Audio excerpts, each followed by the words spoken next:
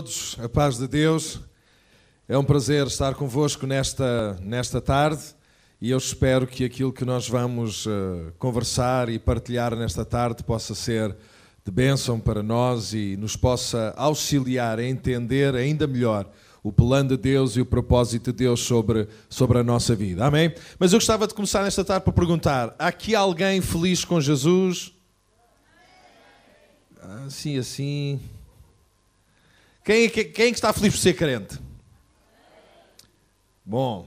Quem é que tem a certeza que vai para o céu? Piorou um bocadinho.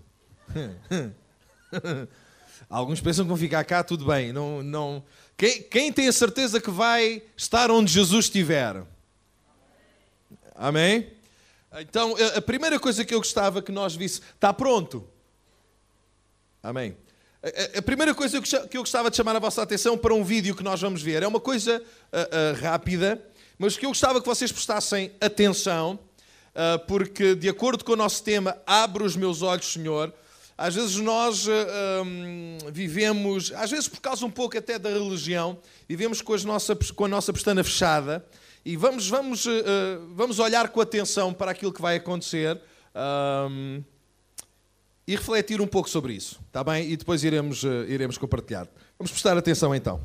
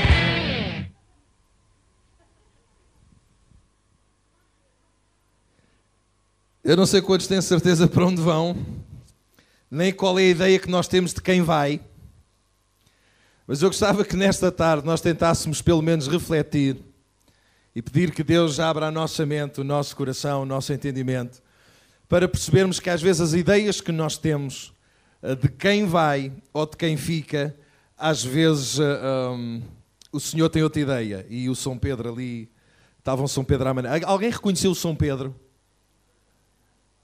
O São Pedro estava uma loucura. Muitas vezes nós, por causa da religião, pensamos que para o céu vão apenas uns quantos de fato, gravata, e eu não estou a ver aqui ninguém de gravata hoje. Obrigado por acenderem as luzes. Quem está aqui de gravata hoje? Não está fácil. Não está fácil. Mas quantos estão aqui que têm certeza que vão para o céu? Porquê é que nós temos essa certeza? Por causa do aspecto que temos ou por causa do Deus que temos? O que é que nos leva a pensar que Deus nos aceitou? Aquilo que é a nossa imagem, aquilo que a imagem que nós passamos para os outros ou aquilo que Jesus fez na nossa vida?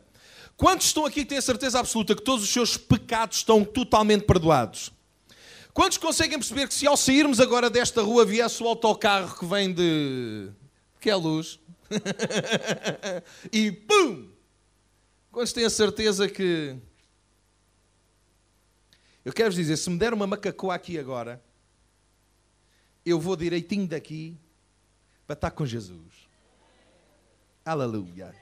Não, mas o irmão não trouxe gravata hoje. Não, nem hoje, nem já há uns tempos. Mas se me der uma macacoa, eu garanto, eu saio daqui direitinho olha, apanho o alfa pendular. E já agora deixem-me contar uma história antes que seja o pastor Luís Rega a contar, deixem-me já ser eu a contar.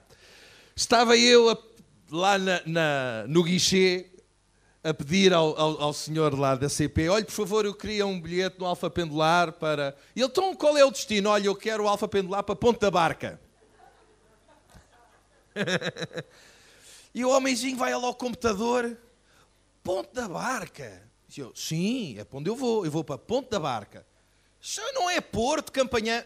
Oh, senhor, eu estou-lhe a dizer, é Ponta da Barca. E o homem, com a minha convicção, o homem olha para o computador e diz, pá, mas Ponta da Barca, não. Eu já disse, eu só saio daqui para Ponta da Barca. E eu vejo o homem atrapalhado. E eu ligo para o pastor Luís, pastor Luís, diga-me lá, então, mas isto não é para Ponta da Barca? Não, é para Braga. E eu viro-me para o homem e digo, olha, calma, é para Braga. E eu, se calhar vocês lá em cima chamam a Ponta da Barca a Braga, mas olha, nós aqui só temos Braga. Alguns até podem confundir os lugares para onde querem ir, mas eu sei onde quer chegar. O Alfa Pendular pode não vir para Ponta da Barca, mas eu sei que queria vir para Ponta da Barca. Olha, eu não sei muitas coisas ainda do que se passa, para onde nós vamos, mas uma coisa eu sei, eu quero lá chegar e eu sei que Jesus é a garantia de que nós vamos chegar ao céu e que a nossa vida aqui faz sentido por causa de Jesus. Agora, nós não precisamos de ter gravata, claro que também quem tem gravata entra no céu.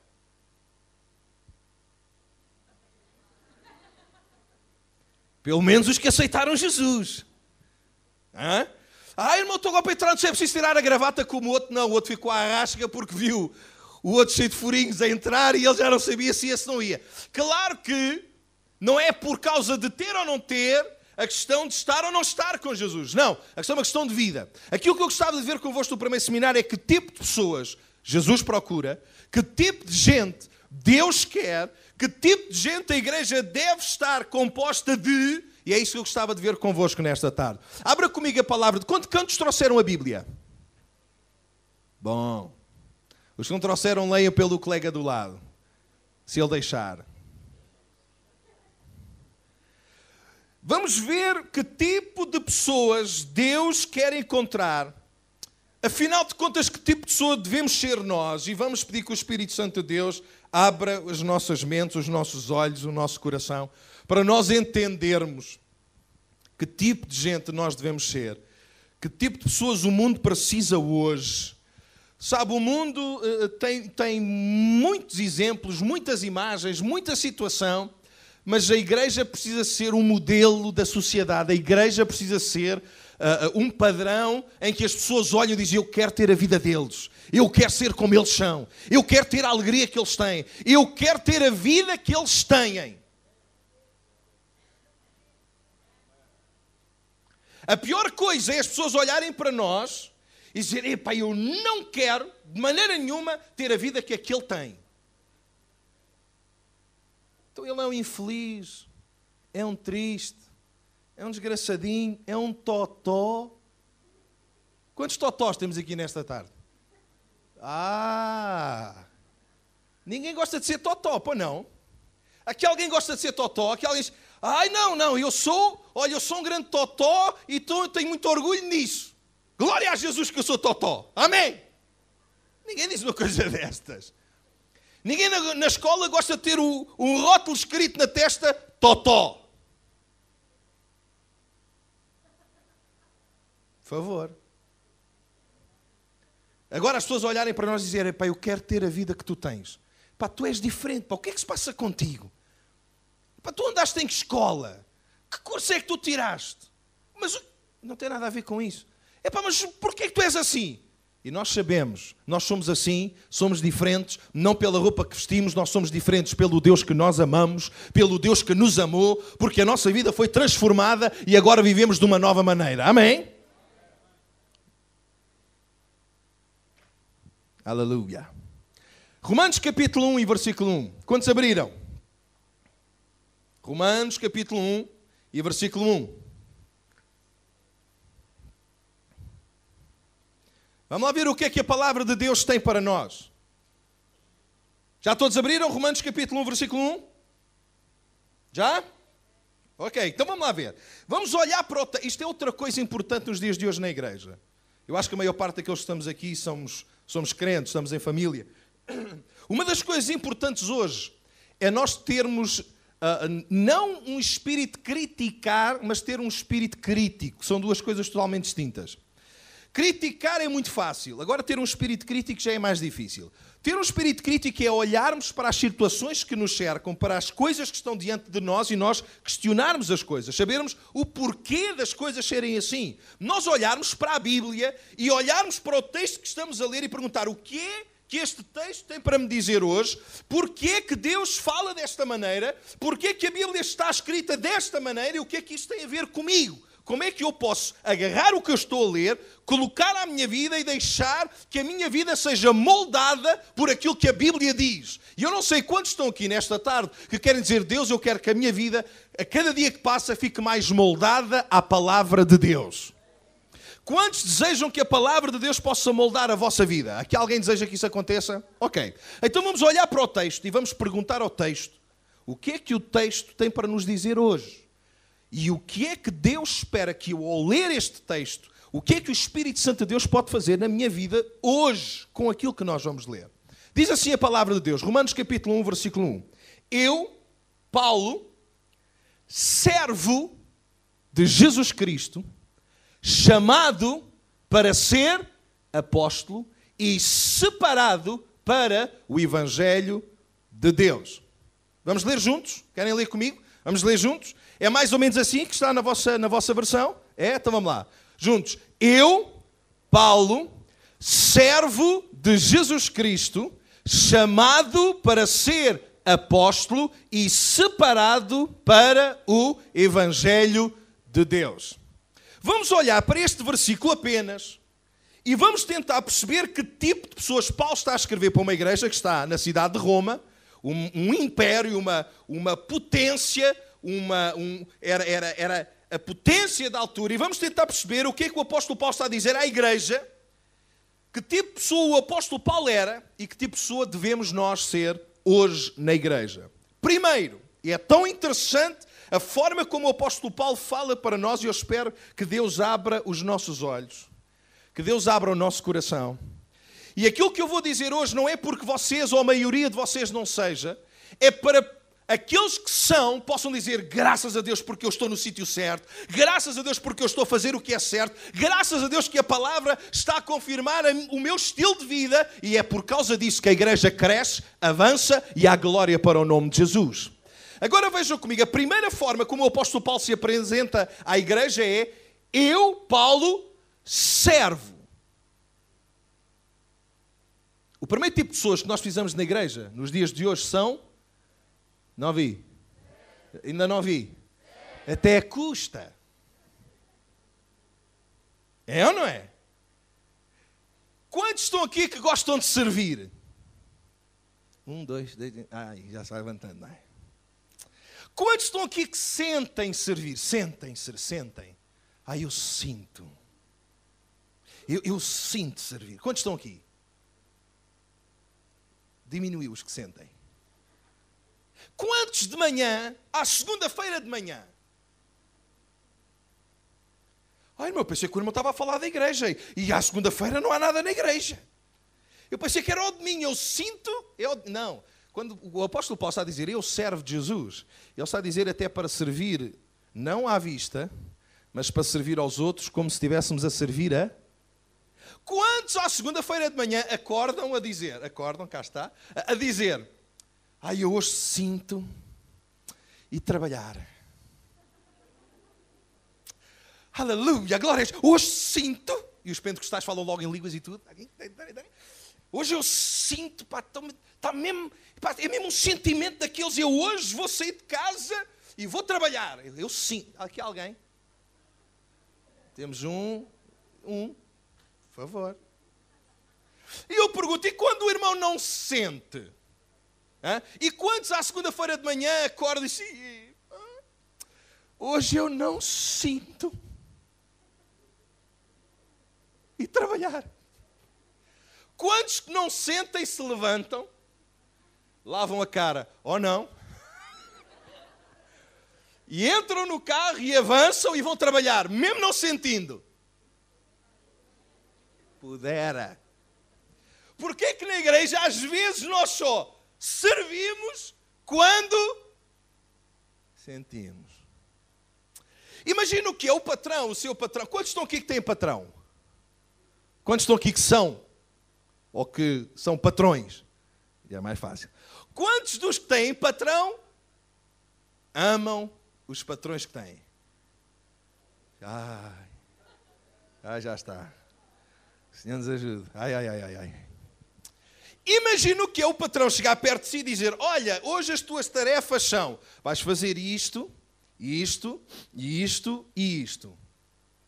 E você está num dia que não sente e vira-se para o patrão e diz: patrão, eu hoje não sinto.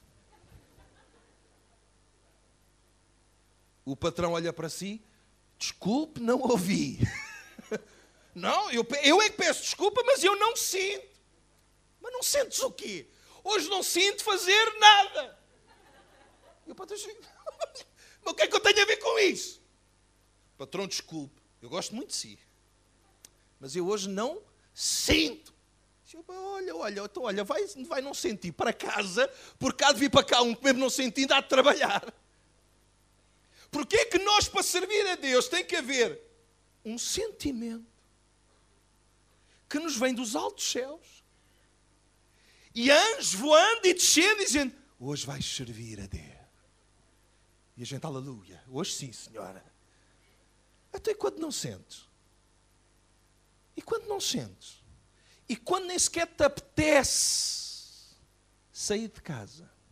E quando não te apetece sequer louvar a Deus? O que é que tu vais fazer? Não, olha, irmão, desculpa lá, eu hoje estou no culto, não é para o patrão, é para o pastor, é mais fácil. Pastor, eu peço desculpa, mas hoje não me mando ficar de pé, que eu não sinto. Olha, eu nem sinto as minhas pernas. Hoje não sinto nada, irmão. Olha, o irmão nem peça para levantar as mãos, nem para... porque eu não sinto. Quantas vezes nós, para com Deus, fazemos as coisas debaixo de sentimentos e não fazemos debaixo da obediência? A forma como o apóstolo Paulo se apresentou à igreja foi: eu sou um servo. Sabe o que significa essa palavra servo no original, quando Paulo escreveu? Eu sou um escravo. Isto complicou. O apóstolo Paulo podia dizer: olha, eu tenho a melhor universidade aqui desta zona, tive o melhor mestre que pode haver, Gamaliel, era um crânio, olha, eu tenho um currículo invejável. E o apóstolo Paulo apresenta-se: eu sou um escravo. Brutal. Sabe o que é que significava alguém se considerar um escravo? Sabe, isto para um romano e para um grego é muito interessante, para um português é diferente, mas para um romano e para um grego, dizer que era escravo, ou seja, o trabalho, que é disso que se fala, do serviço do trabalho, para um romano ou para um grego, o trabalho era uma virtude. Um homem que trabalhava era um homem virtuoso, era virtude, não era um castigo. Para o português, não. Trabalho igual a castigo. A gente brinca, mas até a teologia assumiu isso, dizendo que o trabalho é fruto da queda. Alguém já ouviu falar nisto? Que nós trabalhamos porque pecamos. Mentira, isso é falso. Já Adão e Eva trabalhavam no jardim antes da queda. Porque Adão e Eva já cuidavam do jardim, Adão e Eva cuidavam dos animais, Adão e Eva tratavam das tarefas que Deus tinha dito para eles fazerem. Não foi por causa do pecado, não. Mas para o português trabalhar, isto é um castigo. É um fado. Uma coisa terrível. Mas para um grego e para um romano, o trabalho era uma virtude. Agora, a questão do apóstolo Paulo é para nós entendermos isto. Se um general romano saísse do seu cavalo e fosse fazer o trabalho de um escravo, esse oficial romano era considerado um homem virtuoso. Porque saiu do seu cavalo e voluntariamente foi fazer o trabalho que competia a um escravo. Agora, se um general superior chegar ao pé desse general e disser: olha, sai do teu cavalo e vai fazer o trabalho daquele escravo, isso era uma maldição. E é por isso que os escravos eram considerados como nada e era uma desonra para um romano ou para um grego ser um escravo. Porquê? Por duas coisas principais. Primeiro, porque ser escravo implicava perder a liberdade. E vá assumindo estes conceitos. Primeiro, perdia a sua liberdade. E alguém que perdia a sua liberdade, perdia com isso a sua dignidade. Eu quero lembrar mais uma vez a todos nós que estamos aqui neste auditório, que o apóstolo Paulo apresentou-se à igreja em Roma dizendo: eu sou um escravo de Jesus Cristo, reconhecendo o seguinte: eu, voluntariamente, aceito perder a minha liberdade para viver a liberdade com que Cristo me libertou. Eu não quero viver mais a minha liberdade, eu não quero ter a minha vida para fazer o que eu quero. Irmão, mas a vida é minha. A vida é minha, eu faço o que eu quero. Abre os olhos. A vida não é tua, a vida é de quem te a deu.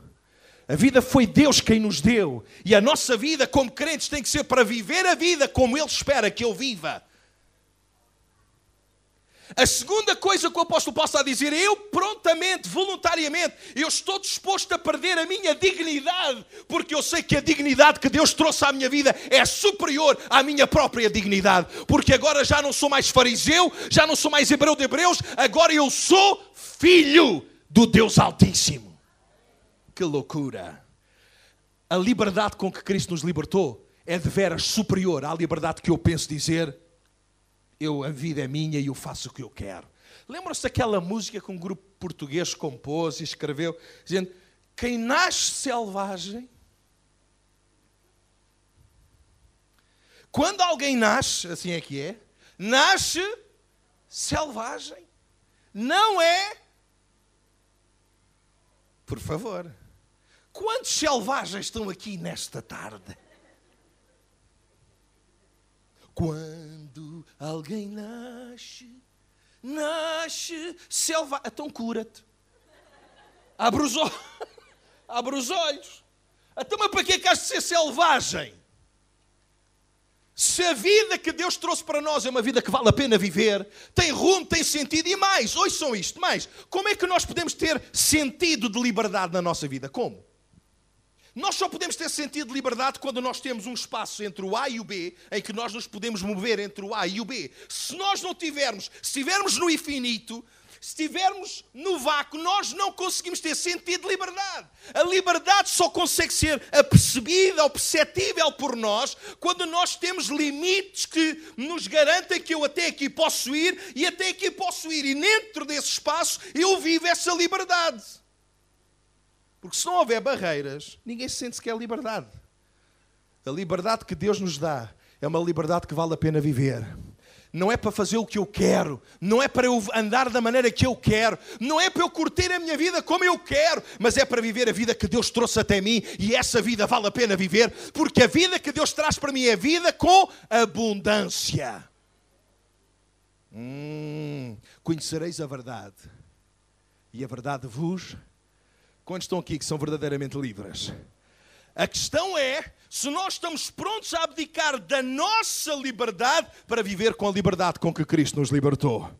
E essa dignidade, a dignidade que hoje tanto falha, a dignidade que hoje não se encontra nos meios políticos, nos meios onde nós esperávamos ver essa dignidade, e na igreja tem que continuar a ser o sítio onde nós olhamos para a igreja e vemos dignidade. Nós olhamos para os servos de Deus e vemos: este homem é um homem digno. Nós olhamos para quem coopera na igreja e nós vemos: estes homens, estas mulheres são homens e mulheres dignos.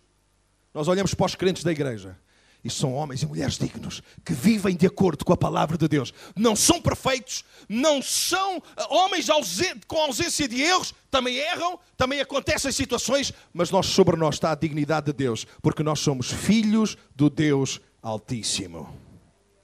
Quantos filhos estão aqui nesta? Amém? Então a primeira forma, o que é que nós precisamos? O que é que a igreja hoje, que tipo de pessoas a igreja hoje precisa? Precisa de servos. Gente pronta a servir, gente pronta a perder a sua liberdade, gente pronta a perder a sua dignidade para viver a liberdade com que Cristo nos libertou e a dignidade que Cristo conferiu à nossa vida. Agora eu pergunto, irmãos, se todos nós assumíssemos esta postura do apóstolo Paulo e eu, servo, escravo de Jesus Cristo, eu pergunto, haveria alguma coisa na igreja que ficasse por fazer? Ou haveria sempre alguém dentro da igreja pronto para fazer o que era preciso fazer? Quantos não querem dizer: Senhor, eu quero ser aquilo que a Tua palavra de Deus, que a Tua palavra diz para mim, o plano de Deus para a minha vida? Senhor, eu quero ser um servo. Quantos estão aqui e querem dizer isso? Isto é tão sério, deixa-me pôr a coisa desta maneira. Vamos inclinar as nossas cabeças. Vamos ficar na presença de Deus. Deixa-me fazer um desafio. E o tema é: abre os meus olhos, Senhor. Quantos estão aqui nesta tarde? Querem dizer: Senhor, mais uma vez a Tua palavra tem confrontado a minha vida. E eu, a partir deste momento, Senhor, tenho arranjado tanta desculpa para tanta coisa, mas, Senhor, a partir deste momento, usa a minha vida como um servo Teu, tal como o apóstolo Paulo. Usa a minha vida para que na Tua igreja e no Teu reino não fique nada que tenha que ser feito por fazer. Porque se mais ninguém não quiser fazer, Deus usa a minha vida. O nosso problema é que muitas vezes colocamos os nossos olhos em quem não fez e devia ter feito. Vamos colocar os olhos em Jesus, que fez tudo o que devia ter feito e sem ter necessidade de o fazer, fez por nós. O nosso padrão não são os outros que falham. O nosso padrão é Jesus, que nunca falhou. Quantos nesta tarde querem dizer: Senhor, vem usar a minha vida para que o Teu reino e a Tua obra avancem e prosperem. No lugar onde está, fique de pé. Só você quer dizer isso a Jesus nesta tarde.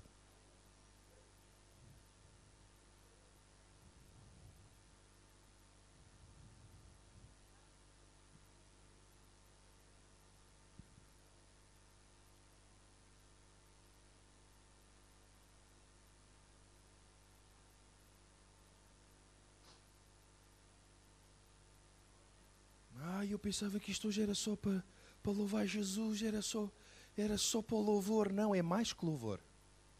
Não, é mais que louvor. É mais que música. É mais que canções. É mais que sentimentos. Hoje não sinto. Não, hoje é mais que sentimentos.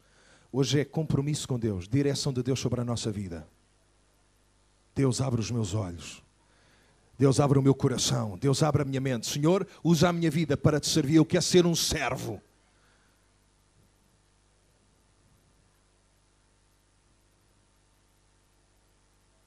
Começa a dizer: Senhor, toca a minha vida hoje. Senhor, Tu sabes as razões que eu tinha para não me levantar. Tu sabes as razões. Eu já vi tantos que deviam ter feito e que não fizeram. Sabes que aqueles que tinham responsabilidade é que deviam ter feito e não fizeram.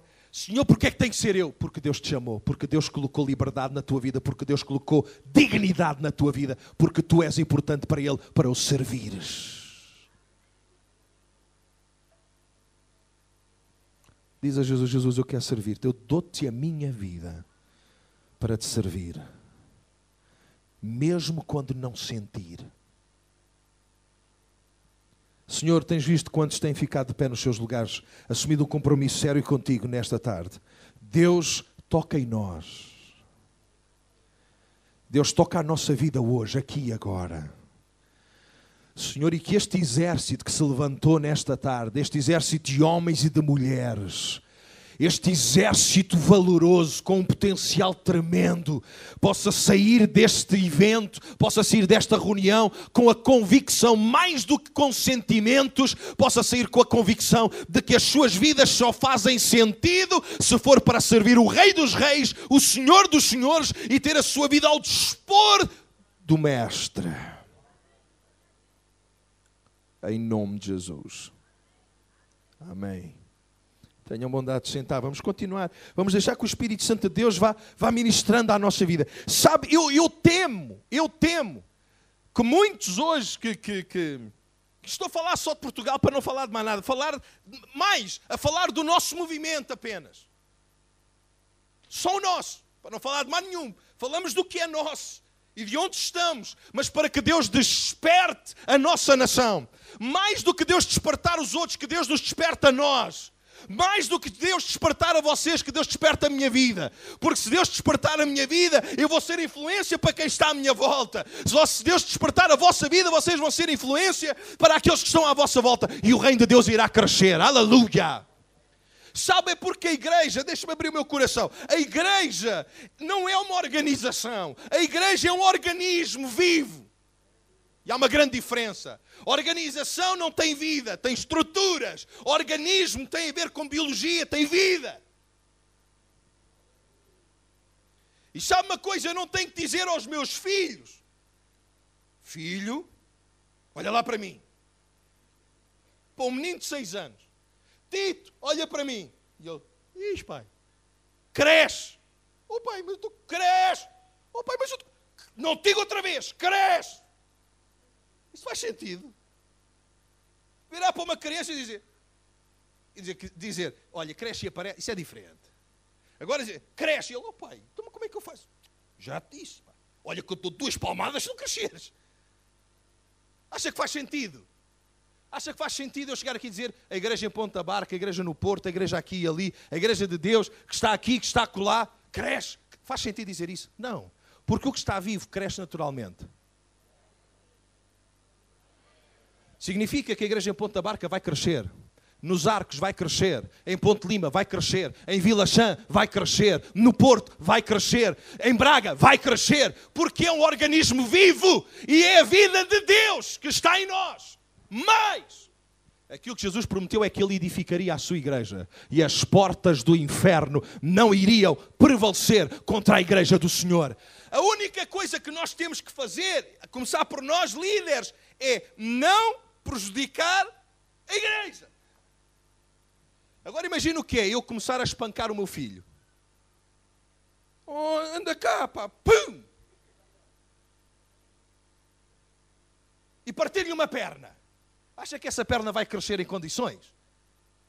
Imagina o que eu agarrar as orelhas do meu filho e torcer, até que o tímpano fique ferido. Acha que o ouvido vai crescer como deve ser?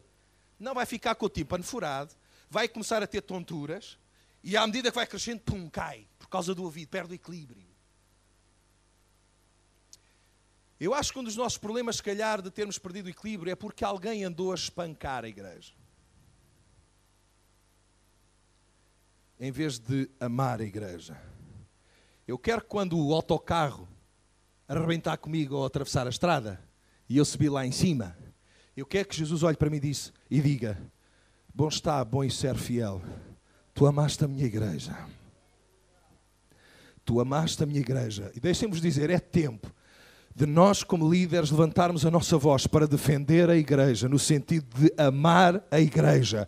E é o pastor que tem que amar a igreja. E cabe-nos a nós a responsabilidade de amar a igreja, porque é isso que Deus ama. É a menina dos seus olhos. Mas, meu irmão, vamos deixar que o Espírito Santo de Deus vá ministrando e falando à nossa vida. Mas chegamos ao ponto de... Abre os olhos, Senhor, da minha vida. Chegamos ao ponto de algumas vezes aceitarmos que a exortação é... Já, irmão, então como é que foi o culto hoje, irmão? Irmão, o culto hoje, o pastor deu uma palavra de exortação. Sabe o que significa isso?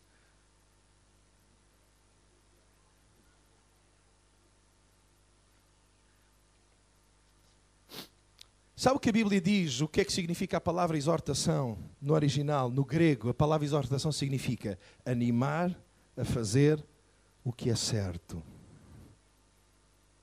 Não é bater em quem fez mal.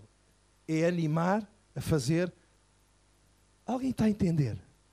Agora imagine um irmão, porque a Bíblia diz exortai-vos uns aos outros, e nós exortai-vos uns aos outros, e aí quando há caldeirada, aleluia, ai, oh Senhor, dá-me da tua força, para exortar, oh Senhor, dá-me da tua força que agora vai,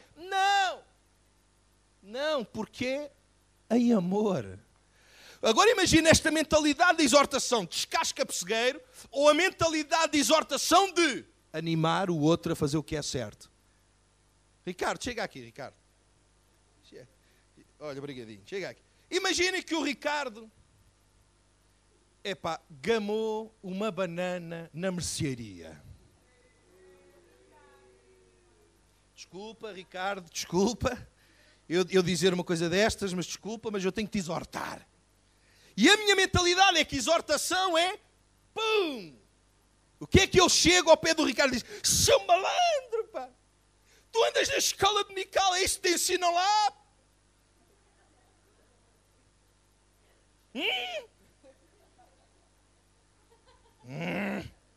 E o Ricardo, eu sei que eu errei, mas com essa tua conversa, olha, não me apetece vir aqui mais. Que eu estava à espera de quando eu errasse, Porque a igreja é um lugar de amor, de edificação, de restauração e de crescimento, que alguém não apenas percebesse que eu errei, mas alguém percebesse que eu precisava de ajuda. Agora, se eu tiver a mentalidade de exortar e animar a fazer o que é certo, é dizer, Ricardo, bandido. Não, é dizer, Ricardo, epá, eu sei o que tu fizeste, meu. Tu gamaste, pá. Mas olha, eu quero estar contigo. Eu vou contigo. Eu tenho aqui uma banana comigo. E vamos ali à mercearia. Mas eu vou contigo, tu não vais sozinho. Eu não te vou deixar ir sozinho. Eu não vou deixar que o merceeiro olhe para ti e queira dar uma tareia. Eu não vou deixar. Eu vou contigo. E se ele quiser bater, tem que bater nos dois. E como eu sou grande, ele não tem coragem. E eu vou contigo, a gente dá, porque já comeste a tua banana, a tua que não era tua, e a gente leva a minha, e eu deixo de comer a minha. Vamos à mercearia e dizemos, ó do Senhor Manel, olha que eu há pouco isto pegou-se à minha mão. Eu não queria, isto pegou-se à minha mão. Olha, Senhor Manel, não se pegou nada à minha mão. Eu agarrei mesmo na banana e levei a banana comigo. Mas olha, está aqui a banana. Eu venho devolver. E eu peço desculpa. O merceeiro vai olhar para o Ricardo e diz, vens de que planeta? Epá, mas o que é que... Quem é essa pessoa que está ao teu lado? Este é o pastor da minha igreja. E veio contigo para trazer banana? Veio. E o Ricardo vai perceber que a melhor coisa não foi ter levado uma grande descasca. A melhor coisa foi alguém que o amou, que o ensinou e o ajudou a repor o que o errado tinha feito. Dá para entender? Agora, se o Ricardo virar para mim e diz, eu não vou lá nada. Diz, Ricardo, porquê eu vou contigo? É muito mais difícil o Ricardo dizer, eu não quero lá ir. Se eu disser, Ricardo, eu vou contigo. Claro que se o Ricardo não quiser, não vai. Mas pela postura de quem o amou e de quem o ajudou, vai ser muito mais fácil ele ir. Porque não vai sozinho. Errou sozinho, mas repara junto. E Deus está connosco. Obrigado, Ricardo. Quando eu erro sozinho, Deus está comigo para eu repor o que de errado eu fiz. Dá para entender isto? Isto é ser igreja nos dias de hoje.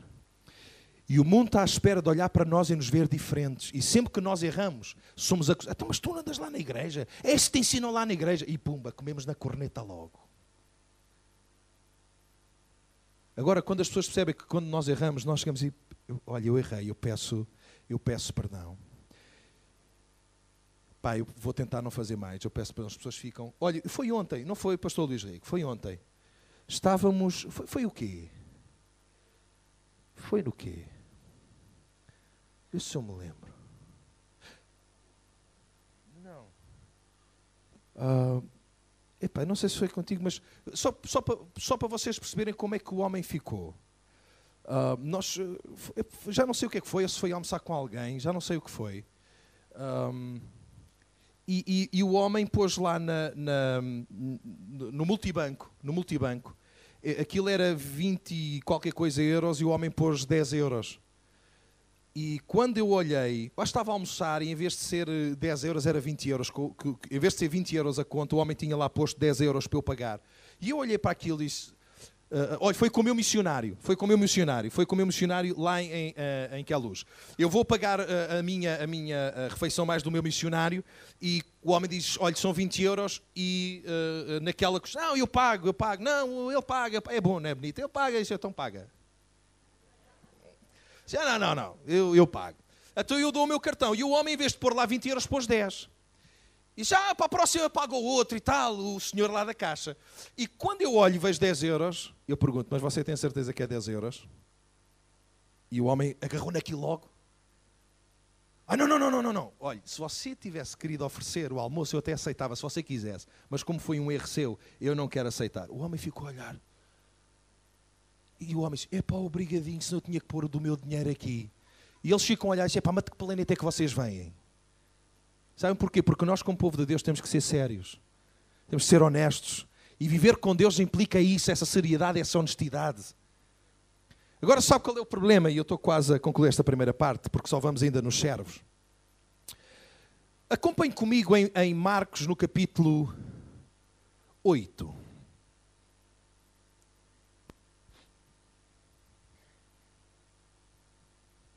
E nós vamos ver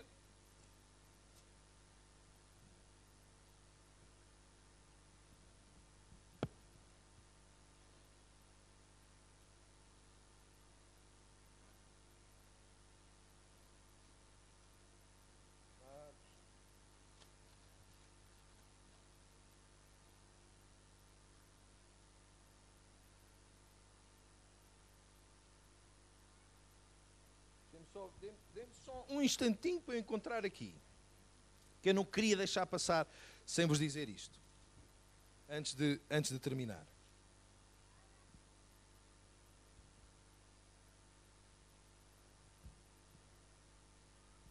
Ai.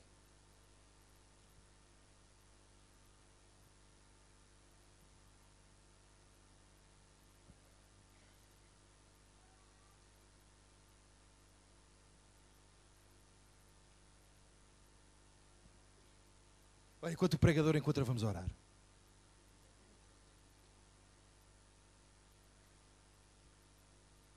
Cá está, eu disse bem. Disse bem, mas não estava a ver. Marcos capítulo 8, versículo 38. Aquilo que eu gostava de chamar a vocês é Marcos capítulo 8, Marcos capítulo 9 e Marcos capítulo 10. Para nós tentarmos perceber algo interessante que se passa aqui. Ouça isto. Jesus chega perto dos seus discípulos e começa a dizer: olha, eu vou dar a minha vida, para ser morto. Eu vou dar a minha vida, mas não se preocupem, ao terceiro dia eu vou ressuscitar.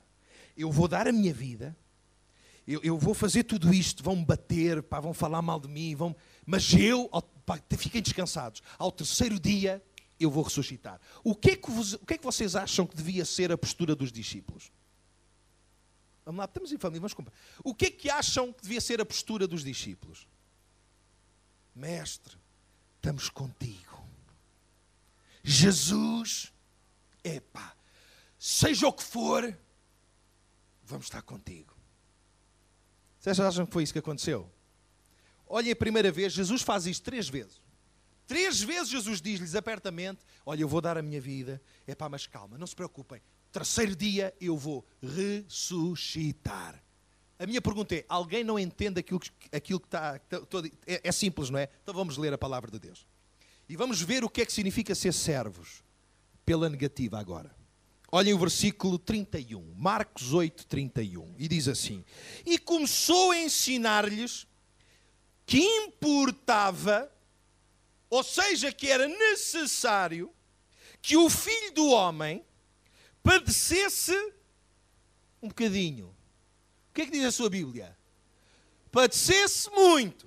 E a seguir diz: e fosse rejeitado por quem? Pelos anciãos e os príncipes dos sacerdotes e pelos escribas. E que fosse morto. E agora veja: mas que depois de 3... Diga. Depois de 3 dias... Já agora, quantos estão aqui que acreditam mesmo nisso que Jesus ressuscitou? Quantos não têm dúvida nenhuma que Jesus ressuscitou? Amém. Agora veja, os discípulos eram suposto: mestre, nós estamos contigo. Estamos contigo, estamos contigo. Veja o que aconteceu. Mas, e dizia, versículo 32, e dizia abertamente estas palavras, e Pedro tomou-o à parte e começou a... Irmão, entenda o que está aqui a acontecer. Jesus vira-se para os discípulos e começa: ouçam, meus amigos, eu vou dar a minha vida. Eu vou ser rejeitado, eu vou acabar sendo morto. Os anciãos, os príncipes, os sacerdotes, eles vão me matar. Mas não fiquem tristes. Ao terceiro dia, eu vou ressuscitar. E Pedro disse: mestre, chega aqui, só favor. E Pedro, tomando-o à parte: mestre, tem uma palavrinha aqui no meu gabinete, só favor.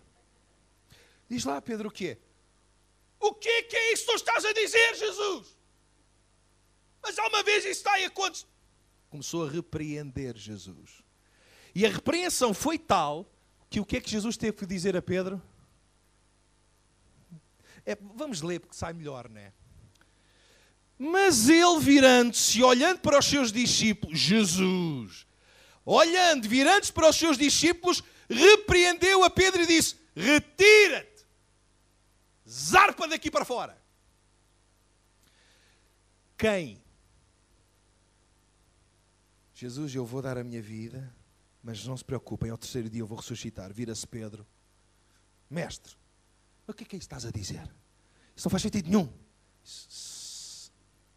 Vai andando, porque eu sei qual é o propósito de Deus para a minha vida. Mas não acaba aqui. Marcos 9.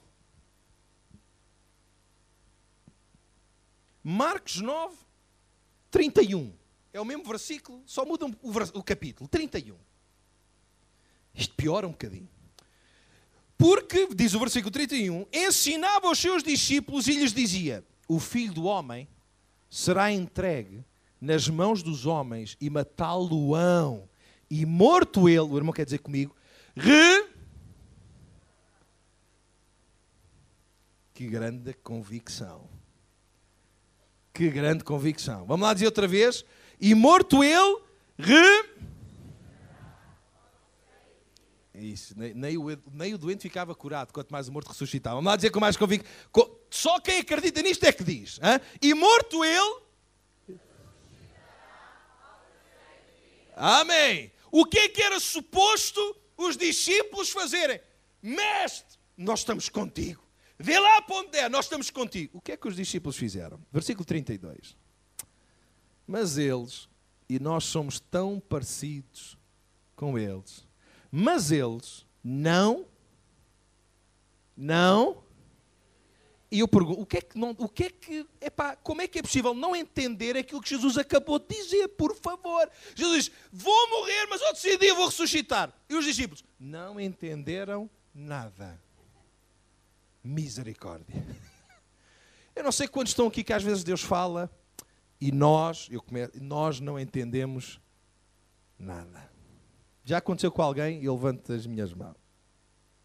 Deus fala, mas a gente não é um problema. Pior, versículo 30. E chegou a Cafarnaum e entrando em casa perguntou-lhes que estáveis vós discutindo pelo caminho. Já chegou ao versículo a seguir? 34. Mas eles não ouvi. Porquê?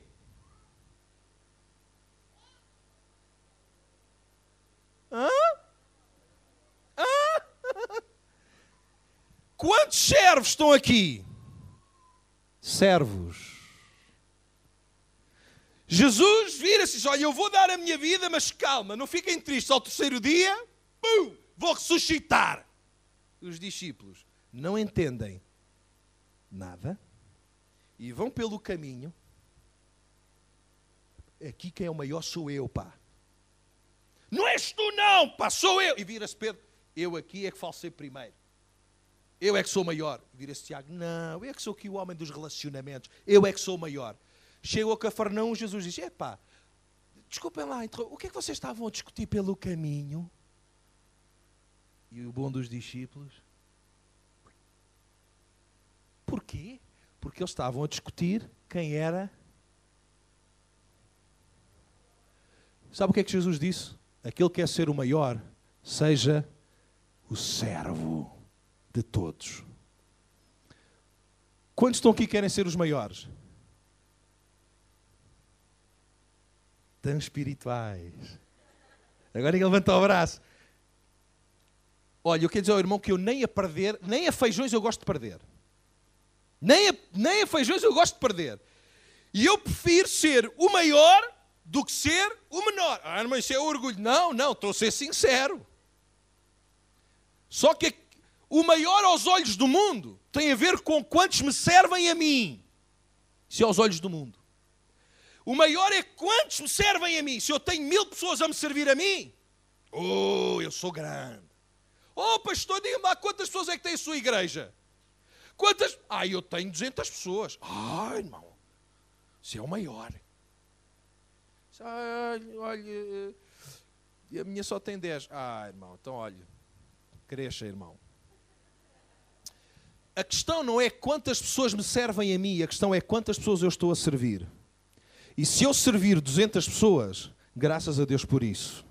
Se eu servir 10, graças a Deus pelas 10 que eu sirvo. A questão não é a forma como o mundo olha e percebe quem é o maior. A questão do servo não se coloca, a grandeza do servo não se coloca em quantas pessoas o servem, mas em quantas pessoas ele está a servir. E para servir a Deus, só há uma maneira, servindo os outros. Sabe o que é que o apóstolo Paulo disse em Atos 17? Disse o seguinte, olha, o meu Deus, uma coisa interessante, o meu Deus não precisa ser servido por mãos de homens. Estava lá o apóstolo Paulo, lá no Areópago, lá com aqueles filósofos todos e começa a dizer, olha, o meu Deus não é como os vossos deuses. Essas estátuas todas que vocês têm aí, essas estátuas precisam de arranjos, precisam ser limpas, precisam de ser arranjadas, mantidas. Essas estátuas precisam de cuidado. Agora, o meu Deus não precisa de ser servido por mãos de homens, mas é o nosso Deus, aleluia, que nos limpa a nós, que nos mantém a nós, que nos sustém a nós. E por causa disso e por causa do exemplo dele, porque ele não veio para ser servido, mas veio para servir e dar a sua vida em resgate de muitos, que nós agora, que encontramos Jesus, temos que servir os outros. Mas não acaba aqui. Marcos 10. Estes discípulos são terríveis. Quantos discípulos estão aqui nesta tarde? Já temos poucos. O Senhor nos ajude. Versículo 33. Marcos 10, versículo 33. E diz assim, dizendo, eis que nós subimos a Jerusalém, e o Filho do Homem será entregue aos príncipes dos sacerdotes e aos escribas, e o condenarão à morte, e entregarão aos gentios, e os escarnecerão, e açoitarão, e cuspirão nele, e o matarão. Mas calma. Aleluia. Ao terceiro, Eu sou só os discípulos. Uau, Senhor, que loucura, ninguém até hoje conseguiu fazer isso. Senhor, Tu és o maior. Isso vai acontecer, mas Tu vais ressuscitar. Que pinta tremenda. Versículo a seguir. Aproximaram-se dele Tiago e João, filhos de Zebedeu, dizendo: Mestre, queríamos que nos fizesses o que pedimos. Quantos discípulos estão aqui nesta tarde? Jesus começa e diz: bem, ouçam, eu vou morrer, vão-me bater, vão cuspir em mim, vão-me açoitar, eu vou morrer, mas calma, ao terceiro dia eu vou. E aquilo que Tiago e João se lembram é: Mestre, queremos que tu nos faças o que te pedimos. Olha, eu se fosse a Jesus, Marcos 8, eu levo com Pedro a repreender-me, diz: Pedro, nem és tu, olha, nem és tu. Sai daqui, Satanás. Marcos 9, eu digo que vou morrer, mas ao terceiro dia vou ressuscitar. O que é que esta gente se lembra? Não entendem nada do que eu disse e vão pelo caminho dizer quem é o maior. Marcos 10, olha, Tiago e João, hoje não vos aturo. Hoje nem vos ouço. E vira-se Tiago e João e diz: Senhor, quero que tu faças o que te pedimos. E o que é que eles queriam? Lembram-se? Olhem lá para os versículos a seguir. Senhor, me ajude. Senhor, abre os meus olhos.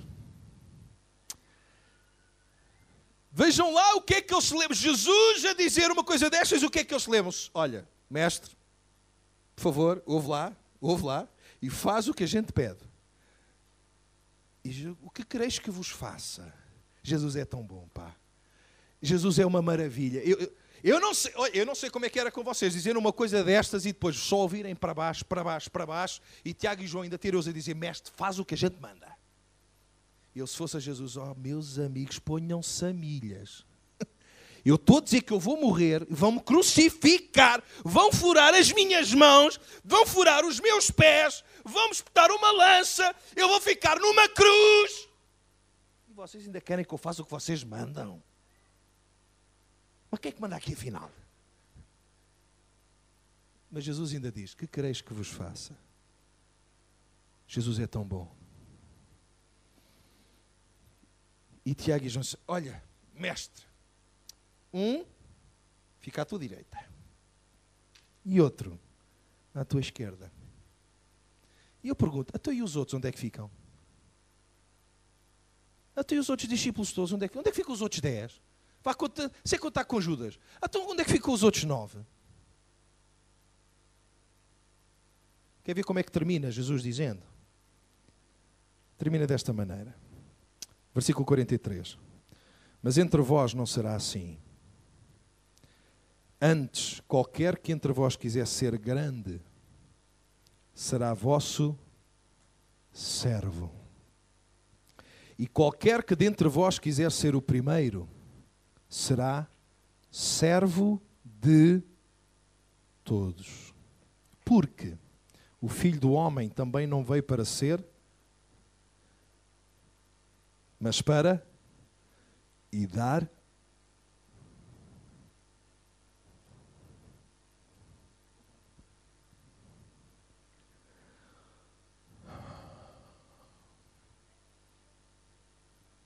servir os outros implica negarmos a nós mesmos, tomarmos a nossa cruz e seguirmos Jesus. Olhe lá para o irmão que está ao seu lado, olhe lá nos olhos dele. Que se for a mulher ou... Bem, se for a mulher até dá.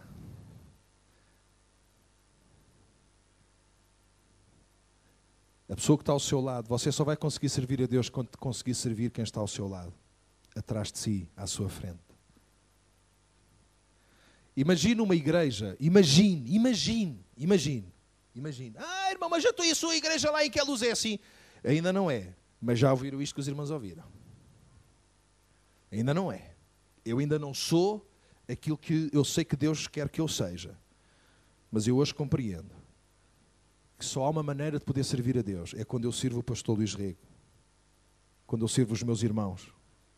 Quando eu estou aqui servindo a Deus porque eu estou a servir a vocês. A igreja crescerá quando nós percebermos que a igreja nos dias de hoje precisa de servos.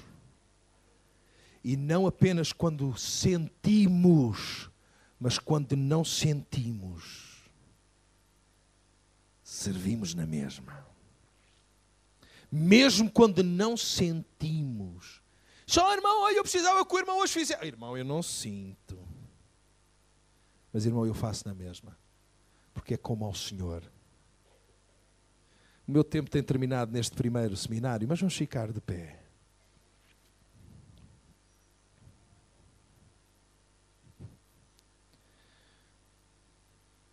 E eu não sei quantos de nós aqui nesta tarde já temos tomado algumas atitudes como os discípulos tomaram. Marcos capítulo 8, Jesus diz, eu vou morrer, mas ao terceiro dia vou ressuscitar. E Pedro diz, mestre, não digas uma coisa dessas. Marcos 9, eu vou ser entregue, eles vão matar, mas calma, ao terceiro dia eu vou ressuscitar. Não entendem nada, o maior aqui sou eu. Marcos 10, eu vou morrer, vão-me bater, mas calma. Terceiro dia eu vou ressuscitar. Mestre, faz o que a gente pede.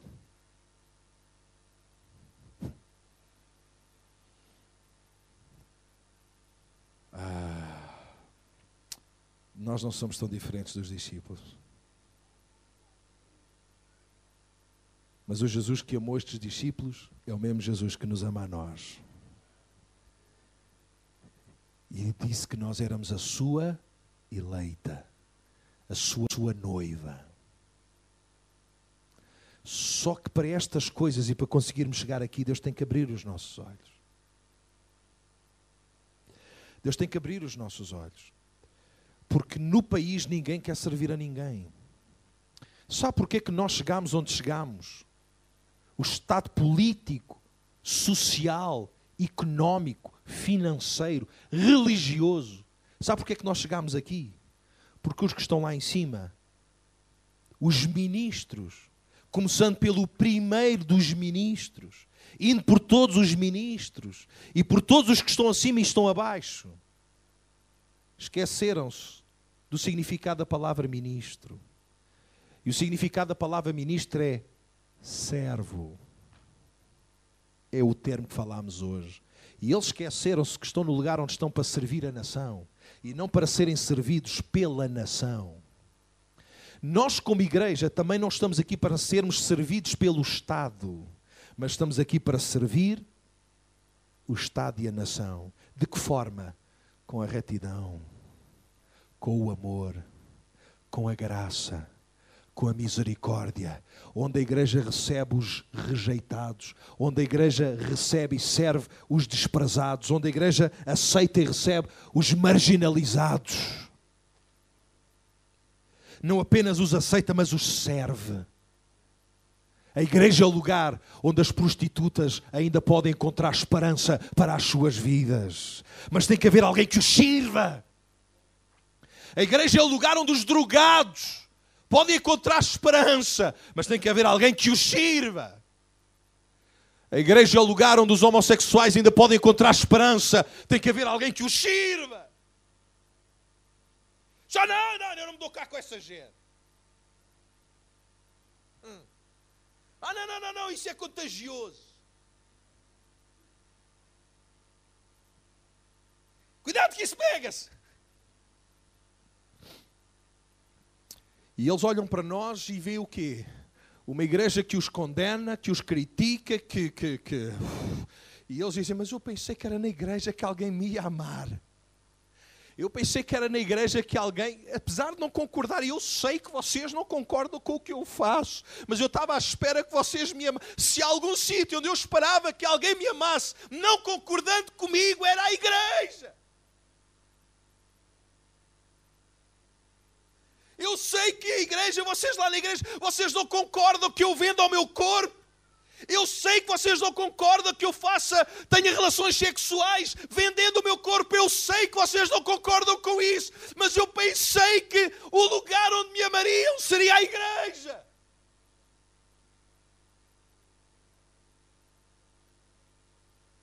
Pensei que o lugar onde me aceitavam e me amavam seria a igreja. Nós, como igreja, nós não condenamos as prostitutas, condenamos a prostituição. Nós, como igreja, não condenamos os homossexuais, condenamos a homossexualidade. Nós, como igreja, não condenamos o ladrão, condenamos o roubo.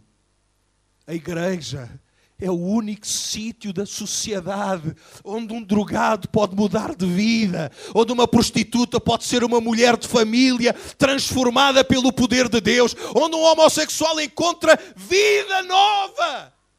Mas tem que haver alguém que os sirva. Alguém a quem Deus abriu os olhos. E agora consegue amar aquele que não concorda. Eu não concordo, mas eu amo-te.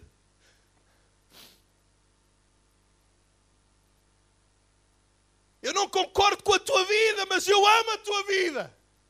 O irmão acha que Jesus concordava com aquela mulher apanhada em adultério? Acha que Jesus concordava com a vida da mulher? Não, Jesus diz, vai, não peques mais. Mas Jesus diz, vai em paz, eu não te condeno. Mas tem que haver alguém que o sirva. E nestes dias Jesus está a chamar uma igreja que não concorde com o pecado. Não! Nós não somos uma igreja que vamos aceitar o casamento de homossexuais. Ou uniões de facto, ou de sei do quê. Não, a igreja não tem que... nada disso. Mas a igreja está cá para amar toda essa gente e dizer, vinde a mim todos, os que estáis cansados e oprimidos, e eu vos aliviarei. Este é o lugar, a igreja é o lugar onde as pessoas vêm e encontram alívio. A questão é, quantos estão prontos a servi-los? E quando estou a falar da prostituição, da homossexualidade, disto e daquilo, estou a falar do irmão que é diferente de mim.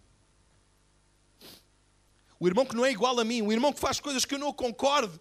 Eu quero dizer a esse irmão que eu não concordo com aquilo que fazes, mas eu amo-te. Eu amo-te. E tu és importante porque tu és meu irmão, eu amo-te. Sabe quando é que o mundo vai ver e que a glória vai ser para ele? Quando nós nos amarmos uns aos... Mas para isso precisamos servir-nos. Quantos nesta tarde querem dizer, Senhor, ajuda-me neste tempo a ser aquele que serve os outros, mesmo quando eu não concordo com eles. Mas eu quero que o teu amor na minha vida alcance essa gente. Deus usa-me. Abre os meus olhos. Os meus preconceitos, as minhas tradições religiosas, aquilo que eu sempre acreditei, que pensei que era assim e pensei que era assado, Deus abre os meus olhos. Abre os meus olhos para conseguir ver quem eu não concordo minimamente com Ele, mas chegar lá e conseguir amá-lo, e eu vou estar a ser como Jesus.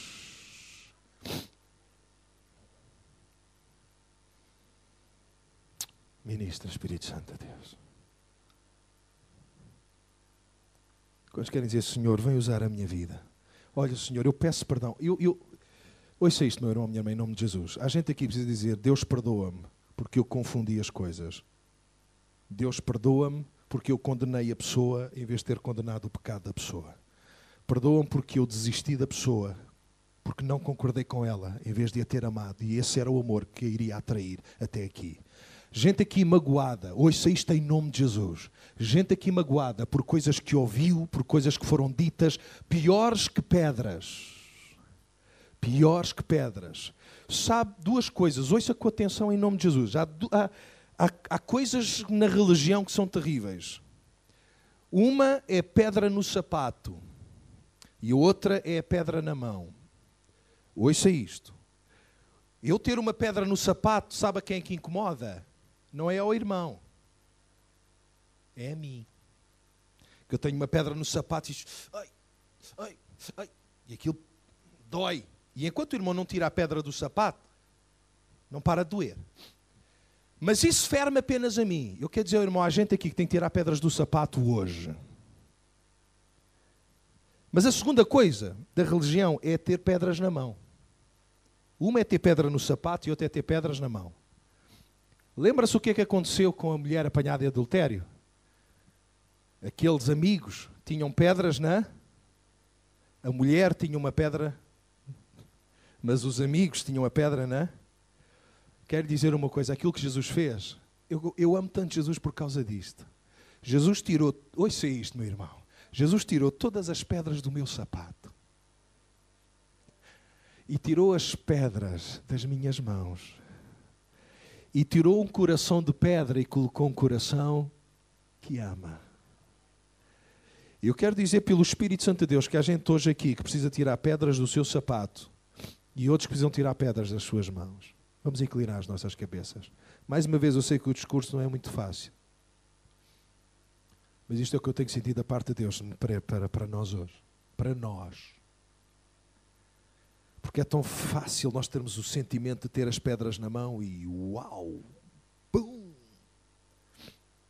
Mas não gostamos nada de ter pedras no sapato. Jesus está connosco nesta tarde para tirar as pedras dos nossos sapatos, mas também para tirar as pedras das nossas mãos.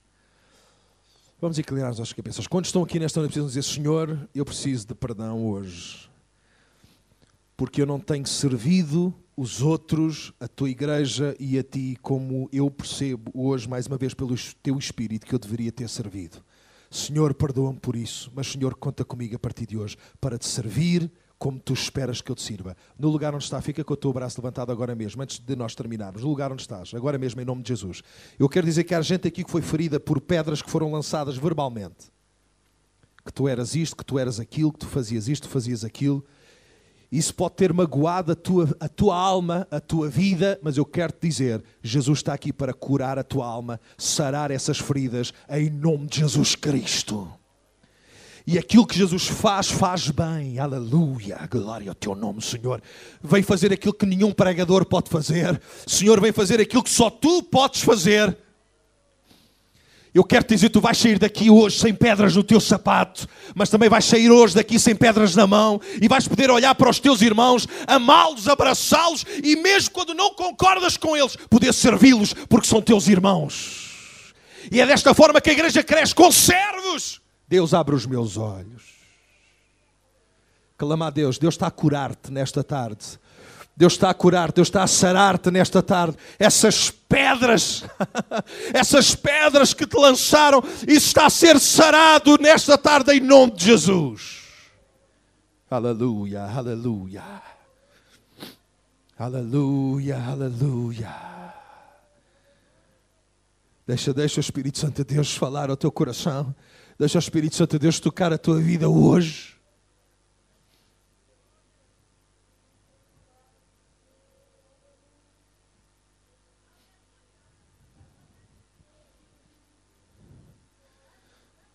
Mais do que sentimentos, Deus traz convicção sobre nós hoje. Sabes quantos irmãos aqui que passaram situações que é tão difícil superá-las, que é tão difícil esquecê-las, que é tão difícil ultrapassá-las, mas Deus traz o teu bálsamo, o teu Santo Espírito. Senhor, nós repreendemos todas aquelas palavras que foram ditas para magoar. Senhor, sara-nos por amor do teu nome. Sara-nos como igreja para amarmos os que lideram. Sara-nos como igreja para amar os teus servos. Sara-nos para amar os pastores. Sara-nos para amar os anciãos. Sara-nos para amar os diáconos. Sara-nos para amar os músicos. Sara-nos para amar os cantores. Sara-nos para amar o teu povo. Sara-nos para que possamos ver a tua glória. Sara-nos para que haja glória para o teu nome. Sara-nos para que a tua igreja cresça e o diabo fique envergonhado. Vem sarar a tua igreja nesta nação.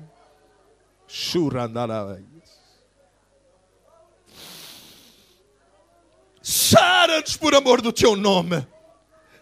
Senhor, vem sarar o nosso movimento. Senhor, vem sarar o movimento das Assembleias de Deus. Sara-nos por amor do teu nome. Sara as palavras ditas. Sara as palavras ditas que não deviam ter sido ditas. Sara a murmuração. Sara a competição vil. Sara a língua mordaz. Sara-nos por amor do teu nome. E traz tempos de manifestação da tua glória sobre nós como Assembleias de Deus deste país. Levanta-nos por amor do teu nome. Levanta a tua igreja nestes dias para amar o cansado, o doente, o desgraçado, o miserável. Deus, levanta-nos como tua igreja.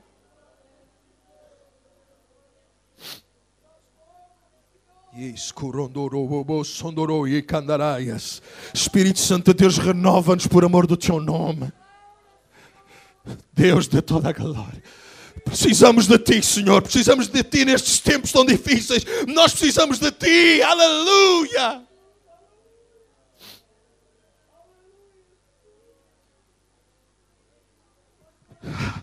Irmão, mas se o irmão soubesse, irmão, eu já não aguento aquele, eu já não aguento o outro. Eu já tentei, mas eu não aguento. Nós precisamos de Deus.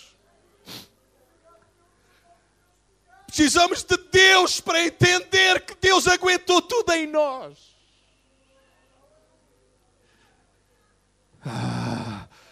Precisamos voltar ao tempo em que o povo olha para os seus pastores e os ama com o amor do Senhor. Mas, mesmo quando eles falham, porque nós pastores, ouça, irmão, nós como pastores, eu como pastor também falho, mas o meu povo deve amar-me, como eu amo o meu povo. Porque o povo também erra, o povo também falha. Mas não é por causa disso que nós devemos deixar de amar. Nós erramos, mas Deus nos amou.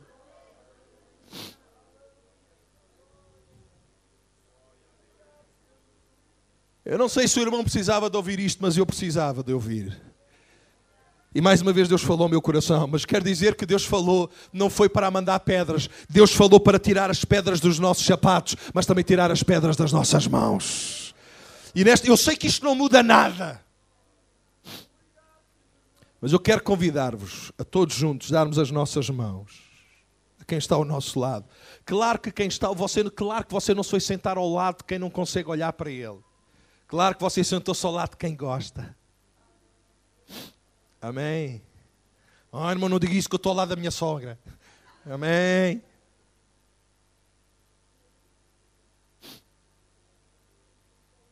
Se calhar até acertei, em alguns casos. Mas conseguimos dar a mão a quem está ao nosso lado e amar. Amar. Amar ao ponto de servi-los. Orar, amar ao ponto de os conseguir servir. Não à vista, mas servindo como ao Senhor. E estas mãos dadas não é apenas por quem está ao nosso lado, é uma situação de reconhecimento de todos os que estão aqui e dos que não estão. Uma postura de vida diante de Deus, dizendo: Senhor, Eu sei que isto não vai acontecer aqui porque estou com a minha mão dada. Eu sei que isto vai acontecer porque tu estás a trabalhar na minha vida. Isto não vai acontecer porque o Isaac Reis pregou aqui esta tarde e agora, bum! Não. Isso é falso. As coisas não acontecem na igreja dessa maneira. Quem edifica a igreja é Jesus. Claro que Jesus tem os seus canais, as suas ferramentas para edificar a sua igreja, mas é o Espírito de Deus, é Jesus quem está connosco. E quem faz essa operação, essa mudança é Jesus. Mas eu gostava que nós nesta tarde levantássemos um clamor a Deus, juntos. Dizendo, Senhor, vem sarar a nossa terra. Será que a nação está como está porque a igreja está como está? Ou será que a igreja está como está porque a nação está como está?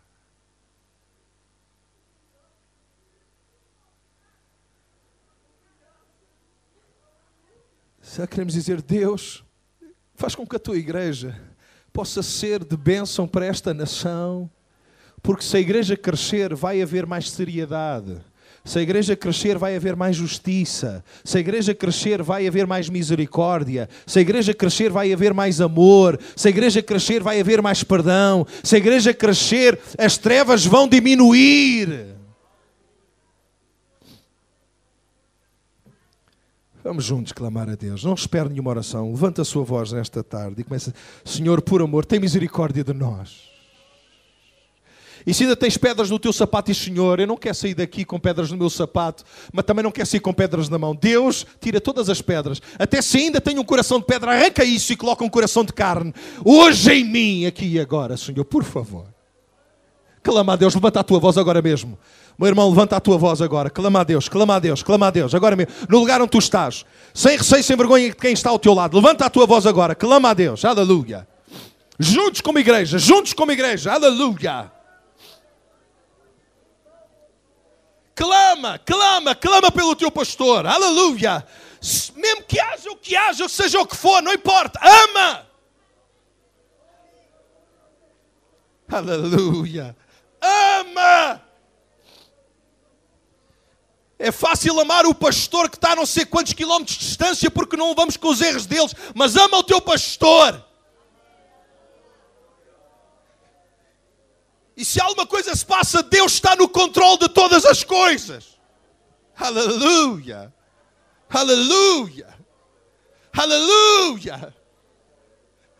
Os pastores que estão aqui nesta tarde, meus irmãos, amigos, colegas, nós precisamos amar o nosso povo, precisamos amar as ovelhas que Deus tem colocado diante de nós. Nós precisamos estar prontos a dar a nossa vida por eles.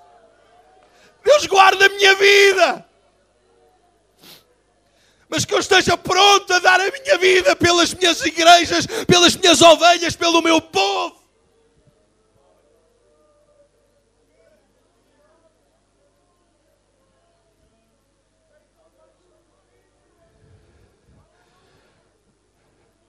Deus, estamos na tua presença.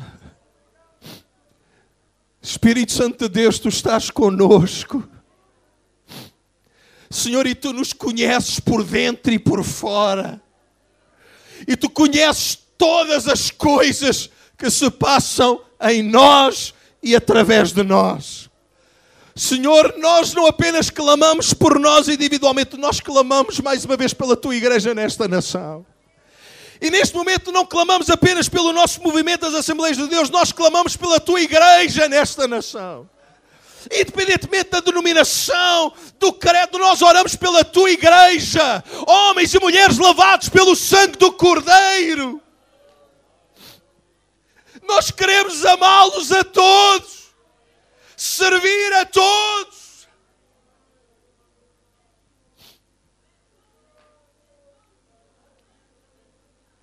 Mas, Senhor, nesta tarde nós oramos de uma maneira específica pela nossa denominação.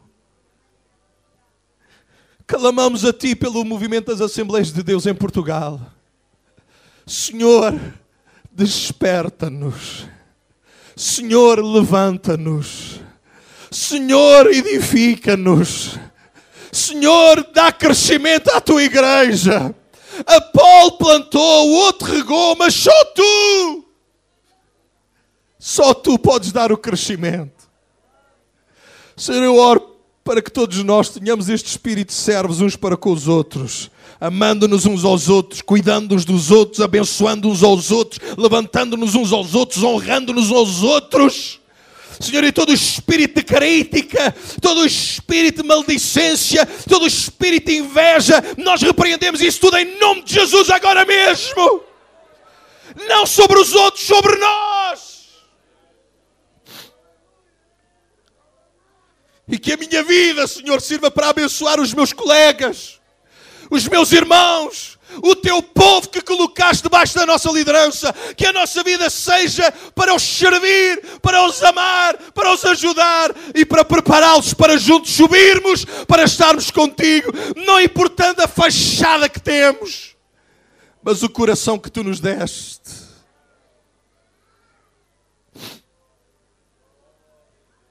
E eis corondoas. Te pedimos nesta tarde, humildemente, Jesus, se porventura ainda existem pedras nos nossos sapatos, Deus, tira hoje, agora. Senhor, se ainda há pedras nas nossas mãos, por amor do teu nome, tira.